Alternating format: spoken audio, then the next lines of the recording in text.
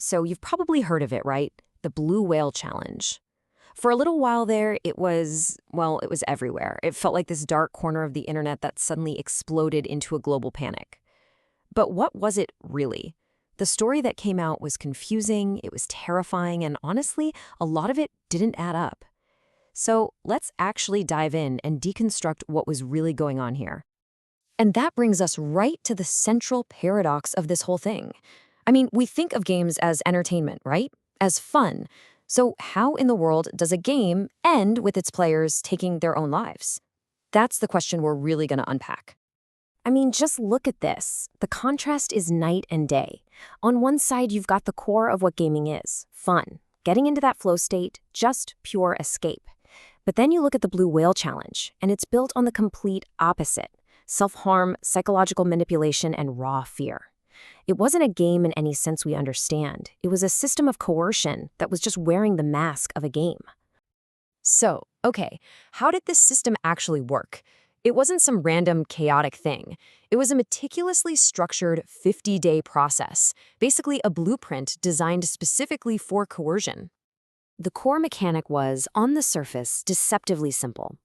A participant would get in touch with this figure, this person they called a curator or a master, and this curator would then give them one task per day, every day, for 50 days straight.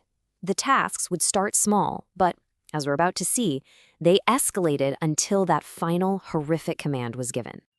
And this process, it wasn't random at all. In fact, researchers figured out there were three very distinct psychological phases.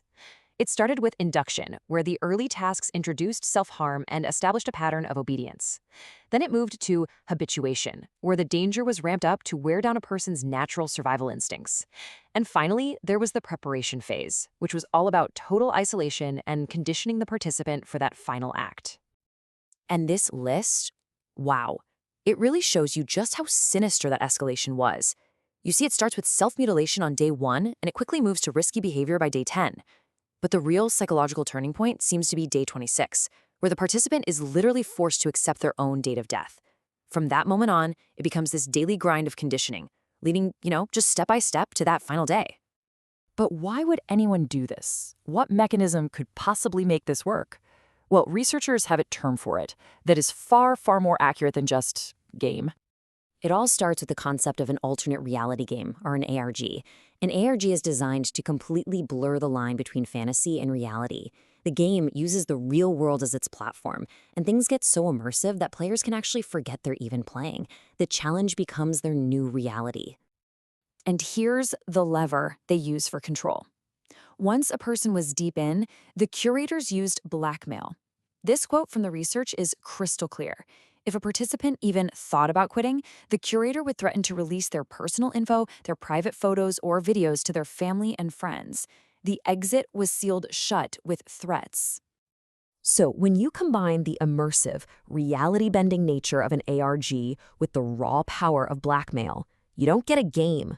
You get what researchers call virtual slavery, a process where a person is trapped and forced to perform these acts by a remote master. This is the real dynamic that was at play.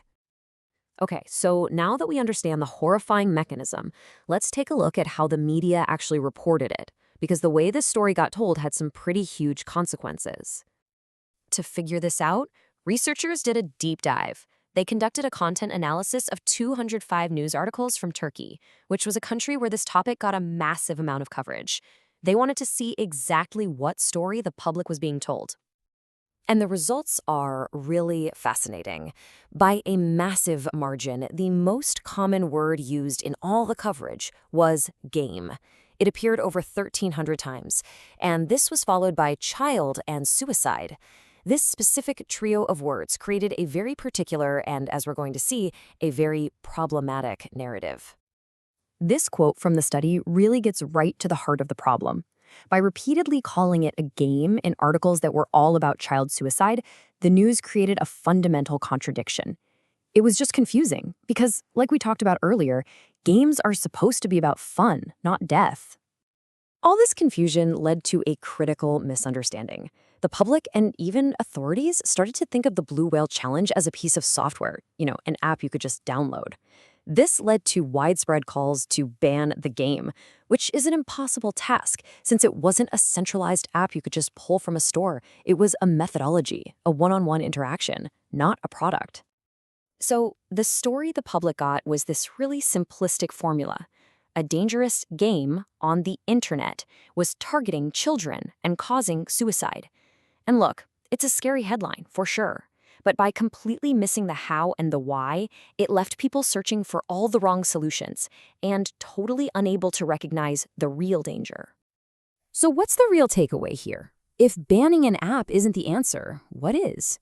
Well, the research points to a much more crucial concept, the rabbit hole. This is the core insight right here. The danger was never a piece of code, it was a method. The true threat is the psychology of coercion itself, and technology was simply the channel for a very, very old form of manipulation. This summary really shows exactly what that simplified media story left out. It missed the concept of virtual slavery, the mechanics of RGs, that deliberate phased manipulation, and, so importantly, the role of blackmail that trapped the victims inside. And this brings us to the ultimate lesson. It isn't about content filters or banning games. The key is to understand the patterns of manipulation. It's about learning to identify the rabbit hole, that initial entry point where a seemingly innocent online interaction begins to twist into a coercive, isolating relationship. And that's the real challenge left in the wake of the blue whale panic. It's not about looking for the same name or the same set of rules. It's about recognizing these psychological tactics, which leaves us with this final, critical question. Now that we know how it works, how do we spot the next rabbit hole?